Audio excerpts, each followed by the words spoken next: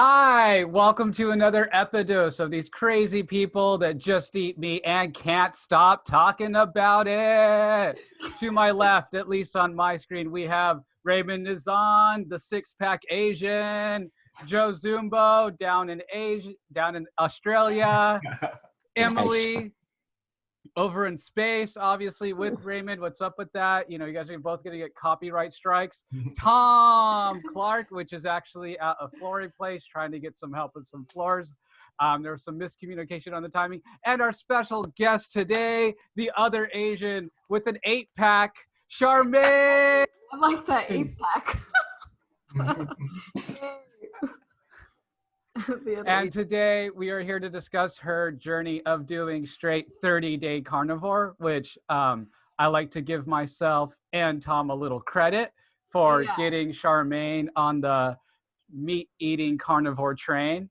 So yeah, so go ahead. I think you can just start by letting us know how that went compared to keto.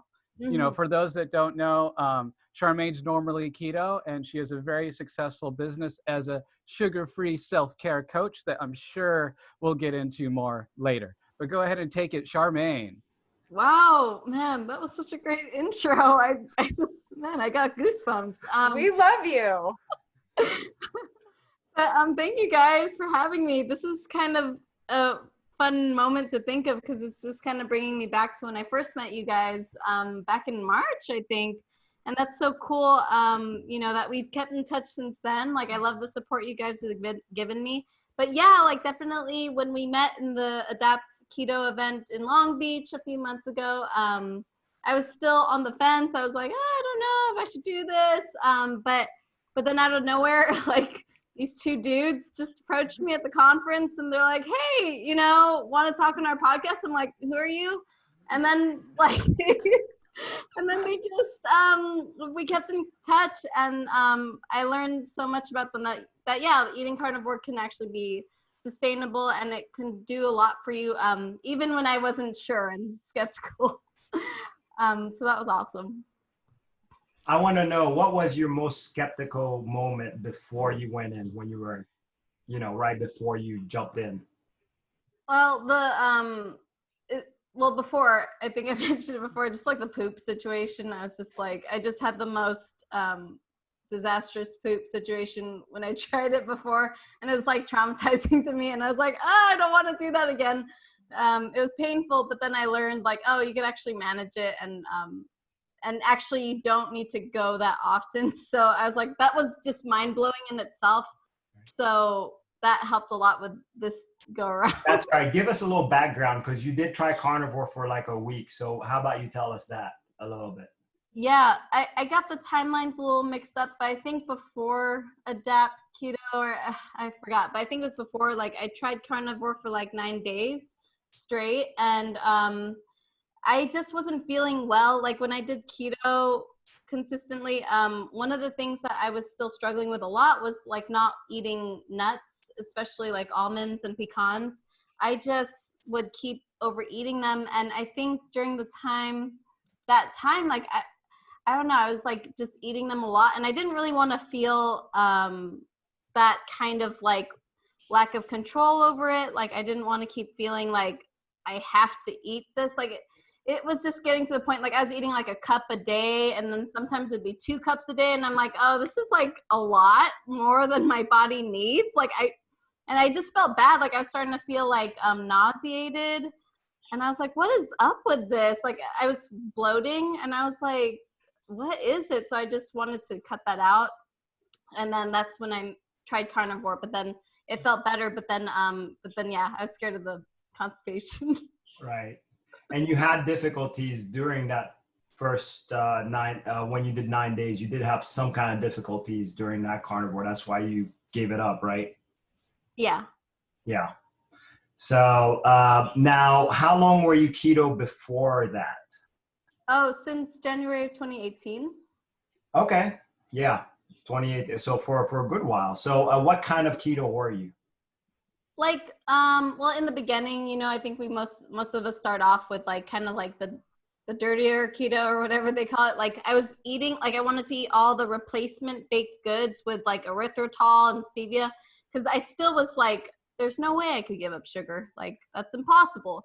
But then I felt even more addicted to when I ate those like cookie replacement things.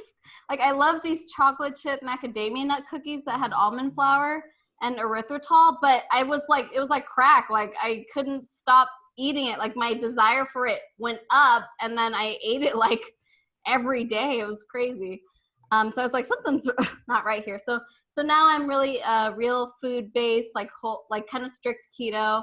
I don't eat any. I really don't eat any baked like desserts anymore. Like, not even like keto desserts. I just don't really have anything with artificial sweeteners anymore. Yep. It's just really real foods that I like. Were you fasting then in your initial keto? Yeah, like I was fasting probably more like when I started. Okay, I did fasting before keto, and then when I went keto, I was kind of like, oh, I don't need to fast anymore, like, because I'm eating low carb, I could do whatever I want. Like, I have that mentality. Low carb, you could do whatever. Right. But then I was gaining weight on keto because I ended up like eating too many snacks. Like, I was eating the keto bars, the cookies, ate too much, and then stopped fasting. So I was like, oh, something ain't right here. Like, I was like one of the highest weights I've ever been on keto. Wow. So that was like, wow. That's rare for people. I know. Right? Yeah, like I was overeating way too much. Like, I kept wanting like nuts and cheese and keto bars in between meals. So you were snacking all the time too. Yeah. Oh man, that sucks. Yeah. So tell me the difference in how you felt when you did the 30 days of carnivore. Oh, so it was like versus when I did like kind of strict keto kind of thing. Yeah. Oh, okay.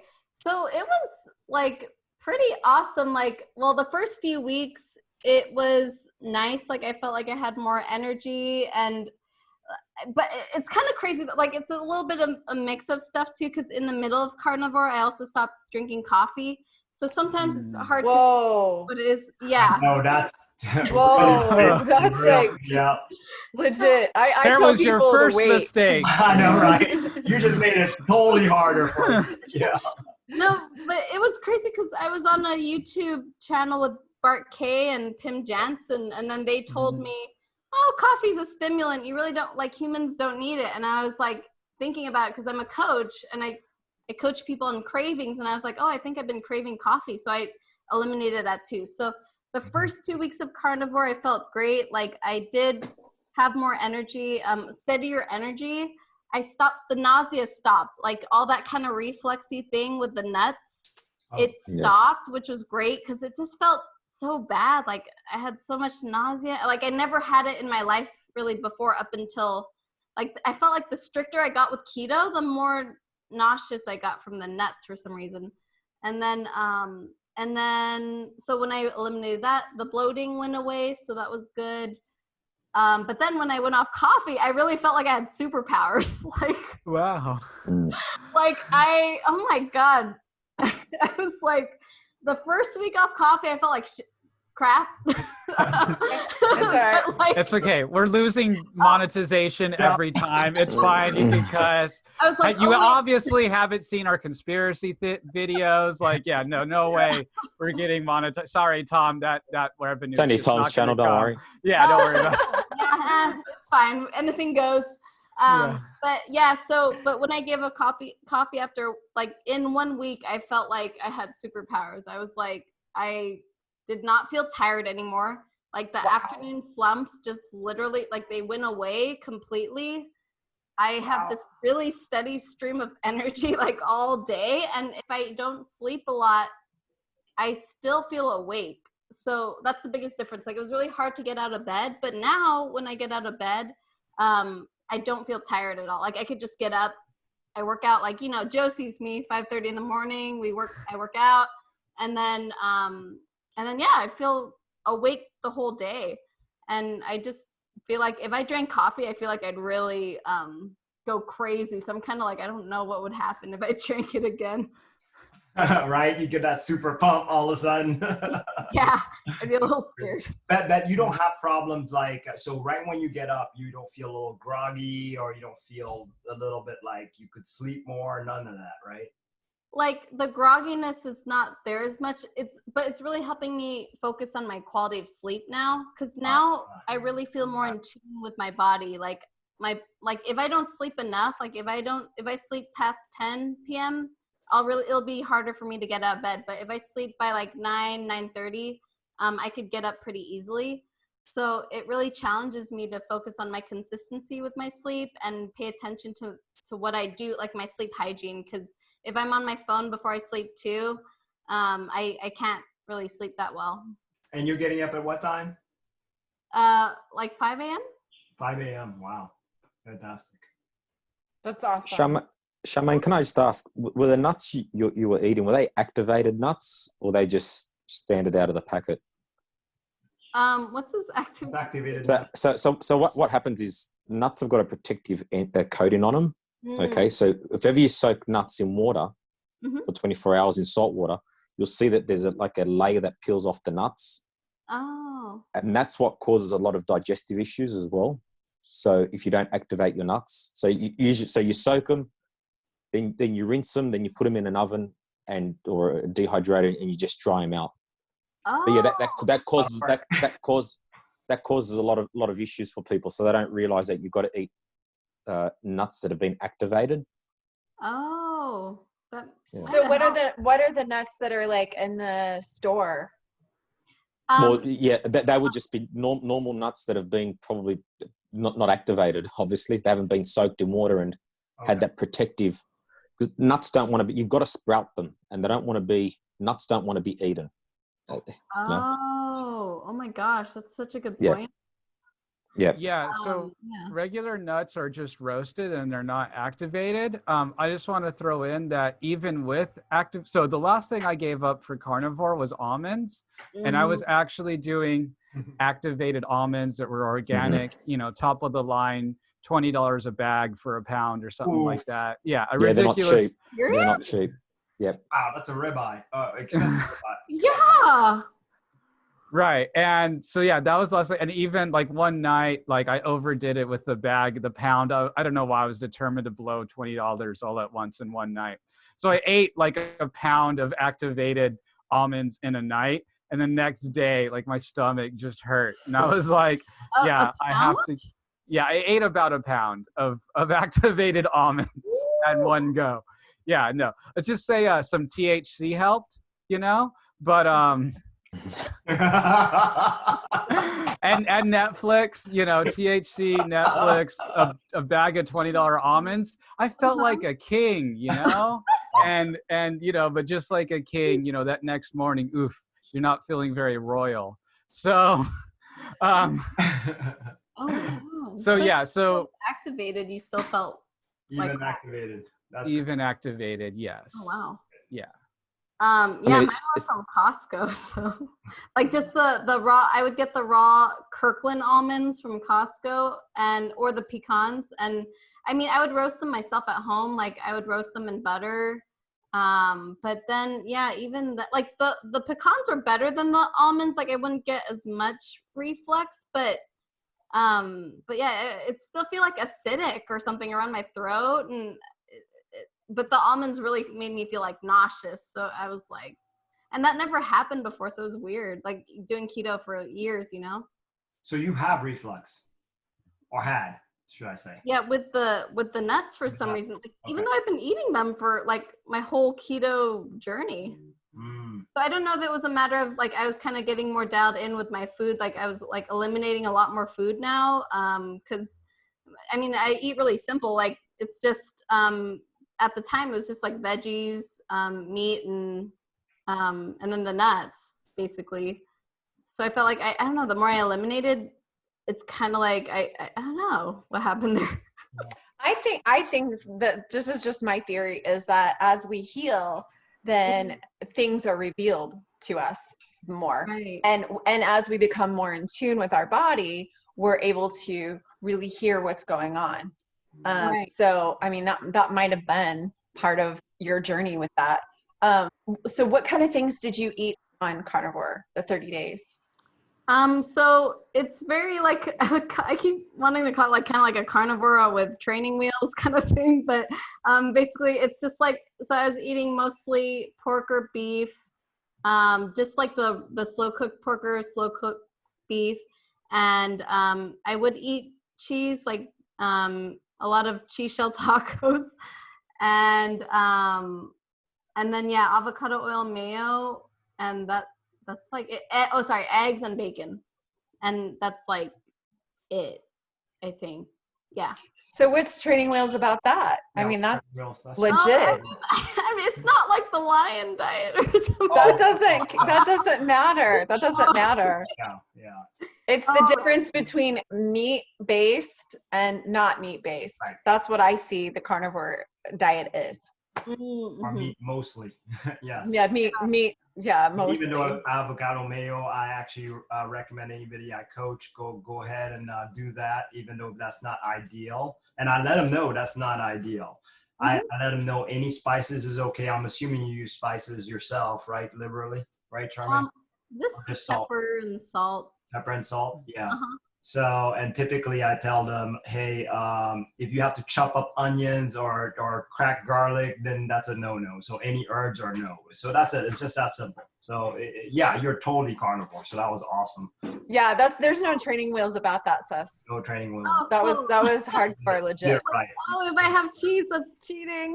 No, Yeah, it's not. At all. No, yeah.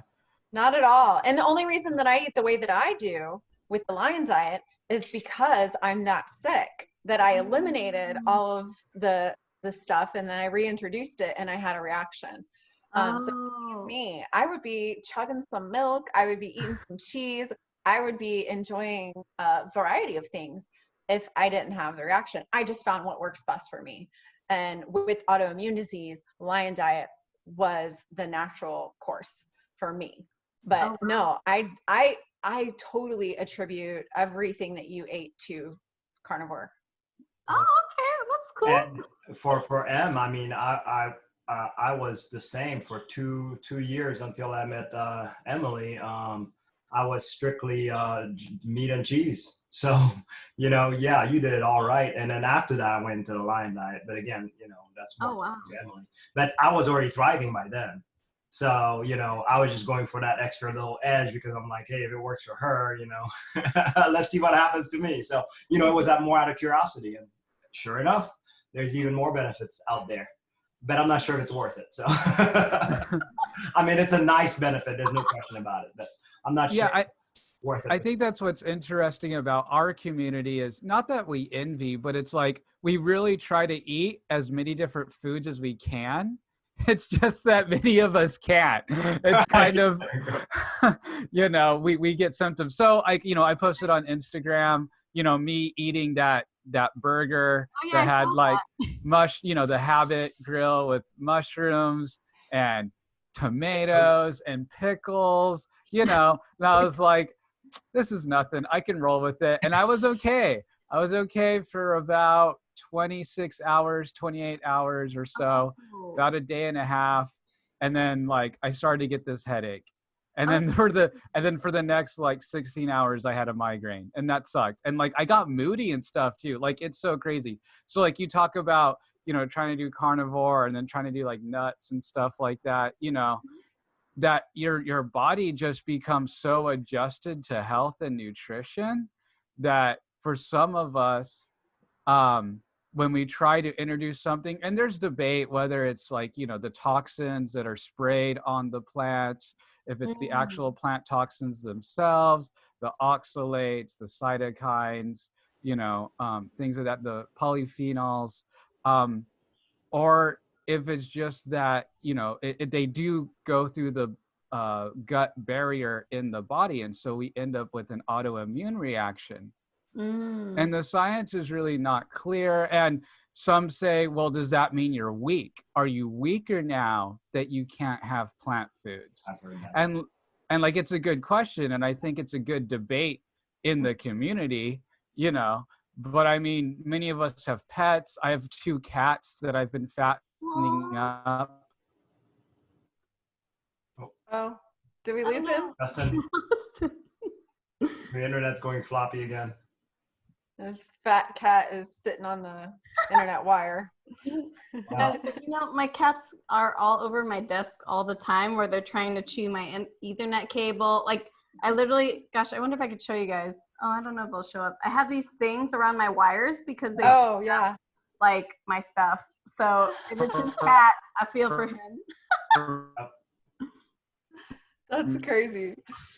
So, any other questions you guys have for her? Well, yeah, Joe, you wanna give her your point of view, because you've been at it for a while too. So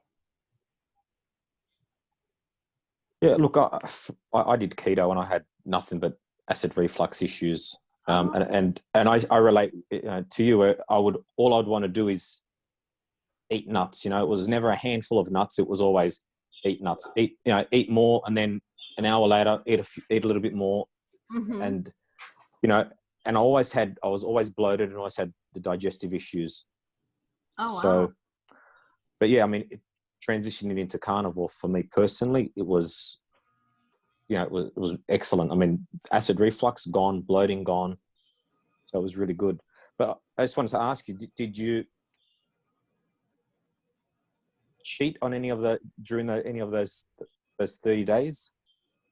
No, like the whole 30 days I just ate like it was like pork, eggs, and bacon and the mayo every day. Like I'm fine with like eating the same thing like every day most of the time. No cravings? Huh? No cravings? No, not really.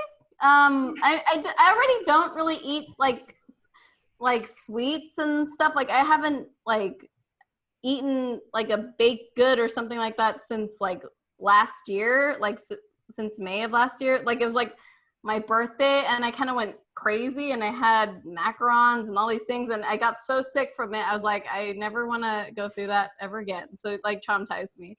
But yeah, I don't really crave so much. The only thing I was craving was honestly probably just wanted cheese a lot. Were you craving any vegetables?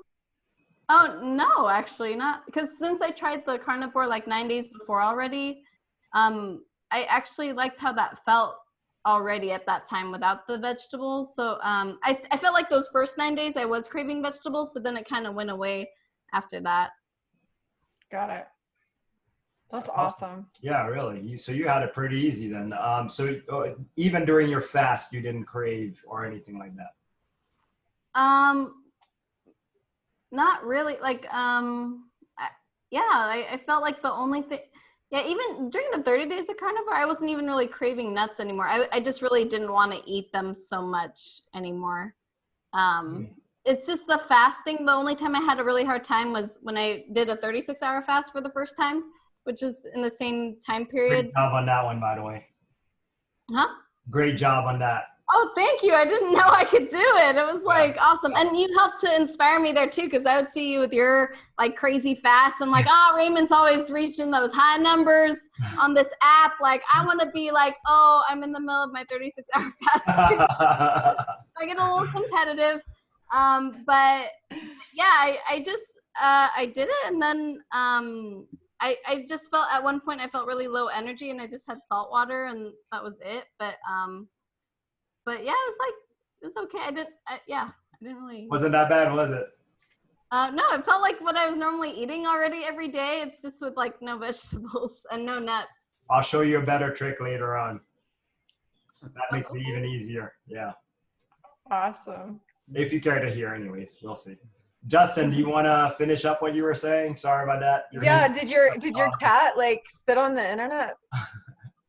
He's big enough to sit on the entire internet. That is true. Yeah. No, like, while I was going, there was a terrible joke about eating my cats. That's where that was going. So it was probably. Oh my gosh. The universe was trying to stop your horrible joke. Yes, it was. And yet you guys tempted fate. You guys know I'll just go there. You guys shouldn't give me the opportunity. But yeah, so okay, I am a little bit of a stickler because I am curious about the avocado mayo. Is it like the paleo, like it only has eggs, or is it like avocado mayo from Vons? Oh no, it's the Primal Kitchen. It's the Primal Kitchen. Okay, I've had that one. Mhm. Yeah, I tried some of the ones from Vons, and I was like, oh my god, this is terrible. It took me a while, so I did a tiny bit of experimentation. Speaking words sometimes difficult. Anyway, with keto, and I did buy that mayo because transitioning to carnivore, whatever, you know, you crave things, or you it's just this whole mind game basically, and that stuff is flavorless. Like that's the point I'm trying to get to. At least then it was flavorless, you know. But now I'm like, man, I wish I could have some Primal mayo. But I'm sure it would just like mess me up. And it would probably taste like so sweet to me. You know, the longer you're carnivore, just like if you try to eat something that's not the taste of meat, you're like, whoa, that has so much flavor. You know, it's really crazy once you get to a point. And then you realize that you shouldn't be eating that because then you end up in pain. Well, some of us, not all of us. So, oh yeah, Emily, me, not so much Raymond anymore. I don't know. It's not worth it for me. It's all about performance now. So now that you've done 30 days, what's your scale on as far as ease of the carnivore diet for you for that 30 days? How easy did you find it? Was it difficult on a scale of 1 to 10? Oh, like just committing to the whole 30 days? Mm-hmm. While doing it too. Yeah, of course. I thought it was actually easier than keto. Like, nice. That's my experience too. So yeah, that's what I like to hear. Like, I mean, literally, the only thing I did was put meat in a, like, what is it? The slow cooker, and then that's my prep. Yeah, the Instapot. And like before on keto, when I was eating vegetables, like I would chop up the vegetables and all that, and I thought that was way more tedious than anything I did in this past 30 days. But it was so much easier. I think that was the lure for me with carnivore, and that was the reason that I was being able to be to comply, was because it was so freaking simple. It was just so easy that everything else that I'd ever done, where you have to count and calculate and measure and time, it was just like, you just eat meat. Right. Yeah, it was super simple, and it just, it wasn't a hassle. It's like, I don't even think it was a trouble at all. Like I would just like fry eggs, but that's not a big deal, you know?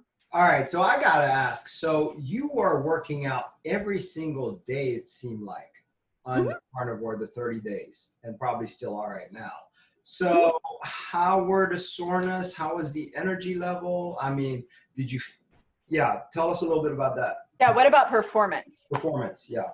Oh, so yeah, like even though I woke up at 5:30 and stuff in the morning, I mean, my energy was always good. That's how I was able to keep it up every day. And yeah, I feel like during the workout, I wouldn't really get tired. Like, you know, I don't have those, like during the workouts, because before when I did, like when I would eat sugar and stuff and have protein shakes, you would feel like the dips in energy, and you would feel like you're going to die in the middle of the workout. But I mean, that basically was eliminated for me with keto. But doing carnivore with it, I do feel stronger. Like I definitely love the results with my physique also, and my strength. Like it's just like I literally looked at myself in the mirror and I'm like, damn, like I feel like I'm like the most like lean I've ever been, even though I had a lot of muscle before eating like carbs and stuff. I had a lot of muscle, but I don't know, I felt like a lot. You're like defined now. It's like defined muscular. Yeah. It's like more spelt. Yeah. Right. Where the fat just like melts away and you become this definition. It's more visual. Right. You know? Yeah, it shows a lot more.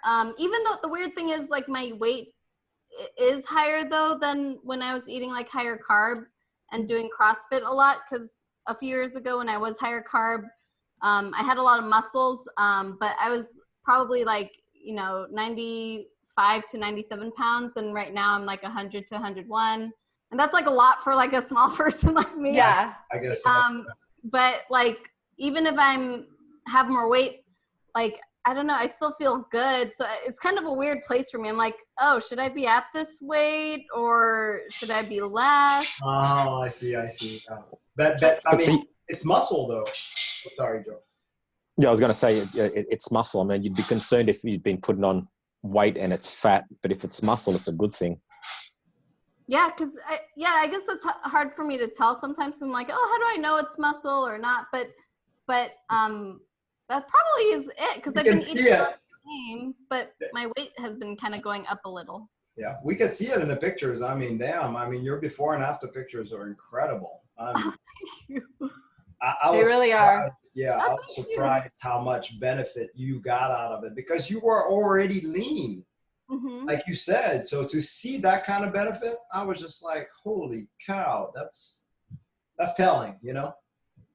Yeah, and I definitely think I was having so many carbs from the nuts and stuff too. So it's crazy when you just take that out, and the muscle definition just like shows a lot easier. Like I feel like the fat has melted off my back. It's like crazy. I'm like, oh, I like this. And even though the weight's a little higher, I'm like, oh, I feel good though. Like I feel good. I feel strong. I've been lifting a weight that I haven't lifted in a long time now at home with my dumbbell. Wow. And I don't feel like before I would have knee weakness sometimes when I go back to the barbell, and when I squat, I would still have a little bit of joint pain in my knees, but lately I don't have any knee pain, even when I run, because when I run, I would have knee pain, but now I don't really have that anymore. Can you tell if your run has improved also? Yeah, my running, because before, even on keto, sometimes if I don't run regularly and I run, like I go back into it, my knees would like hurt right away if I wasn't lifting consistently.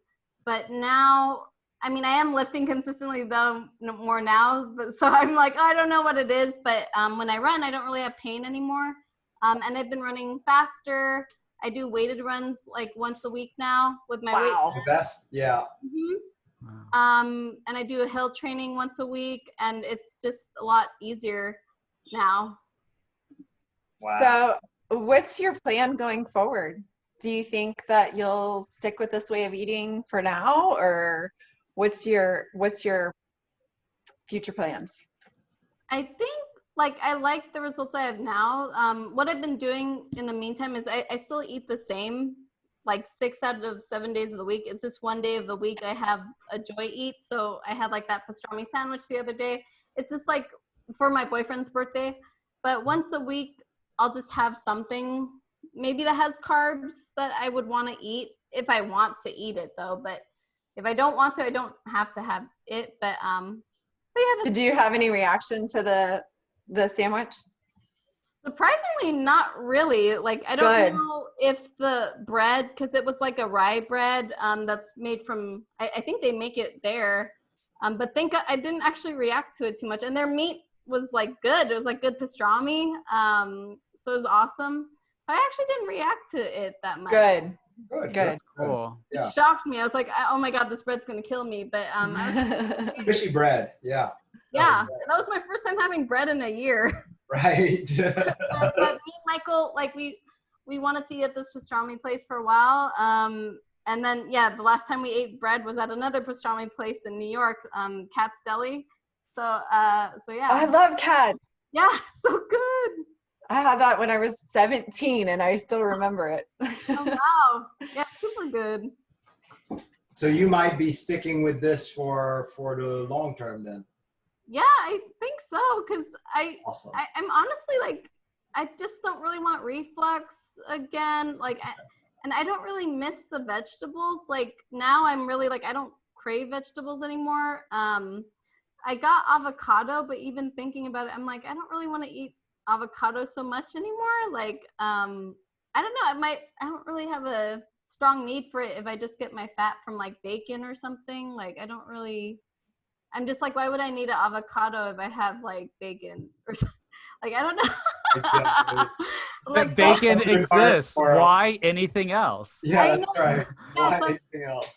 the only reason why I got it though in Costco was because they ran out. Like the bacon's been out lately, the one that I get. So I got it just in case, but I've been okay without. I haven't really been eating the avocado. So I don't know, I feel better without it. So yeah. Wow, this So is I'm kind of fantastic. Go ahead. so I'm kind of curious. Have you ever been one to track your ketones? Did you do any ketone tracking while carnivore? No, I wish I would want to test that out. That'd be a fun experiment. But yeah, I never went that crazy. I just go by like, what's my energy? How do I, oh, and another great thing on Carnivore too is like my fasting was a lot easier. Like I was able to fast 20 to 24 hours, like consistently for most of it. But yeah, I never went that crazy. Like, do you recommend doing that, or what do you do with that? Only for scientific curiosity. Other than that, many carnivores, not that they're anti-testing, it's just that ketone science is actually really bad as far as day to day and tracking how you feel and everything. Even with migraines with Angela Statton's program, we were required to track. So I used to track my blood ketones, but I could never find any kind of correlation between feeling bad and having like higher ketones or lower ketones. And what I think it is you just don't, like your insulin, you don't want to be really, really high and then drop really, really low, and I think that's the same for insulin. And I think that's what causes us to be dysregulated hormonally. And that can cause issues for some of us. But yeah, I mean, you can, but it's not required or anything. Nobody here tracks. None of us track. But it takes away from the simplicity of it. Right. Because that's what I love about it, is that it's so simple. Personally, I think I would track blood glucose more than ketones, because the thing is with ketones, a lot of people think that the higher the number, the better it is. But see, for someone like myself, and possibly you as well, my ketones are always very low. Okay. And that isn't because I'm not in ketosis. All it means is that my body is more efficient in using the ketones. So a lot of people see a low number and they think, oh my God, I'm not in, ketosis, or, I'm not burning fat, but can be the quite opposite. That's the thing about athletes too. Like their numbers are just weird. If they're low carb and they are active, your numbers just get all effed up, and nobody can explain it. Yes, I mean, like during the day, my ketones can be quite low, and then if I go out, come back from a big ride, they're elevated. Obviously, I've had to produce more energy. And Zach Bitter's the same as well, and I know Benjamin Bickman spoke about that too in a podcast about 2 years ago with Sean about the ketone numbers. But yeah, blood glucose for me it's something that I'm more interested in than the ketones. Have you done the continuous blood monitoring? No, not the continuous, but I've got it's called the Optimum here over here. It's a freestyle machine, very similar to the Keto Mojo, and I just prick my finger and get it from that. Oh, okay. Blood reading, yeah. I'd be curious to do that for a week as an experiment sometime. That'd be interesting. Yeah, I just want to thank you for trying this. I think so many people are just they just get in their head about carnivore, and they even going from keto to carnivore, they get so stuck. And just the fact that you tried it is just so awesome to me. And I love it. I'm so excited. And I'm glad that you had a good experience. Oh, thank you. I mean, I wasn't going to try it again until I met these guys in the conference. I was like, I don't know, this is kind of scary. I'm not sure. But I'm really glad you guys supported me, and it gave me the opportunity to meet all of you. And I was really grateful for just having your encouragement. It felt really good. So I appreciate that push. Yeah, and now you're superhuman and you know how to look hot. Yeah. And I love it. And I just champion you as a fellow woman. I am so proud of you. Thank you so much. And I mean, I would love it if you actually stayed on this for 6 months and all. I think you should definitely add that repertoire on your coaching. You know, I don't know how you feel about that, but it would be a great option for some folks too. You know, like to diversify. to diversify. Yeah, you know, you're To doing still be coaching. the sugar-free and keto. Yeah, of course. And that could be still your main platform, but you could offer that extra coaching also if you wanted to. That would be cool. Like one of my clients was, you know, some of them are interested since I do eat that way and I post my food. They're like, you tell us to eat protein, veggies, and fat all the time, but you never eat veggies. And I'm like, oh yeah, well, I'm trying this thing, you know. And but then a lot of them actually are interested, and I think it's great for women's health too, because a lot of women really plateau with the keto. So I think that would be a great option. But yeah, I would definitely be open to that. I think a lot of women should try it. Awesome. Yeah, and you know, especially for women, you know, later in life, you know, a lot of women have osteoporosis, and the reason why they end up with Asian women. osteoporosis, right, is, you know, the calcium leaking out because of the lack of protein to keep rebuilding their calcium in the bone cells, you know, because that's made out of pure protein. And so it's actually especially important for women and women later in life to possibly go carnivore or more meat-based to stave off or even prevent osteoporosis. Yeah. So there's even more of a need for women to be carnivore, I think, and fertility and other factors as well. And I do thank you, Charmaine, for trying, because I think in some people's minds, it can be tagged as carnivore as the sick people diet, because of so many people that come to carnivore are like at death's door in one way or another, you know. And not a lot of people that are healthy, you know, people that are healthy, like, oh, I can eat whatever I want, or I'm keto and I'm fine. But you know, we don't know, you're still young. I'm not trying to call you out or anything like that, but you know, people can still get diabetes when they're 50 and 60. You know what I mean? Even if they believe that they're eating healthy, you know, and it's about the long game and the quality of life up until 80, 90, who knows? You know, there's no guarantees, obviously. But yeah, so I really thank you for encouraging others and letting me snipe some of the threads on your Facebook page with carnivore propaganda. I appreciate it. You're welcome. No problem. So as also for Raymond too, like for just challenging me to do that 30-day challenge, like he's like, yeah, we're doing this thing in April. I'm like, oh gosh, 30 days of it? I don't know. Okay, I'll try, because you know, I wanted to be competitive. I'm like, yeah, I can do 30 days. So thank you for that. You rock. So has this changing the way you coach at all, the way you thinking, the way that, you know, maybe it has an effect in that, you know, like you said, it notices your clients are noticing you being even more strict. So do you think that motivates them of their cravings as well?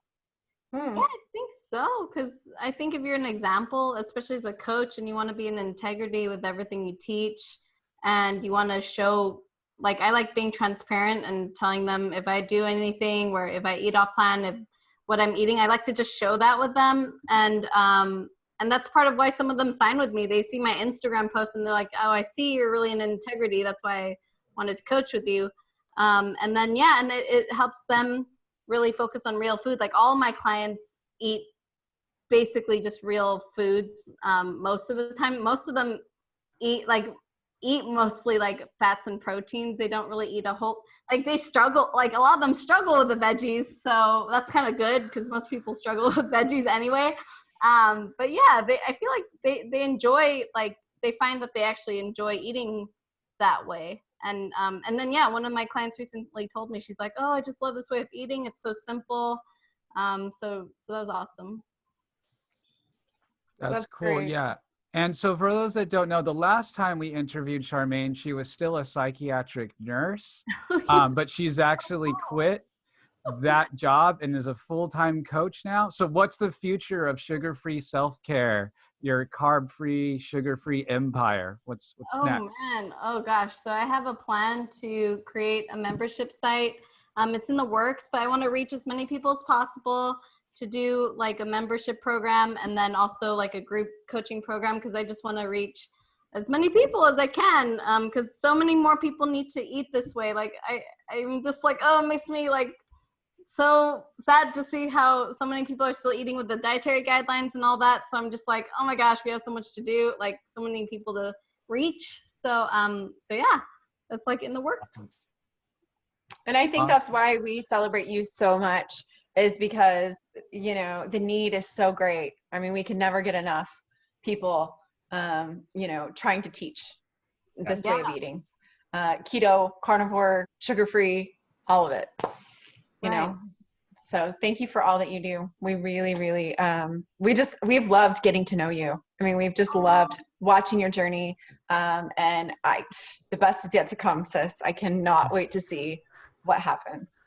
Oh, thank you so much, you guys. Oh, you guys have been awesome, and you really helped me with my success. And just loved even just being in WhatsApp and seeing what you guys are up to. That helped me feel like, oh, I have a little, like, you know, family, you know. Yeah. Nice.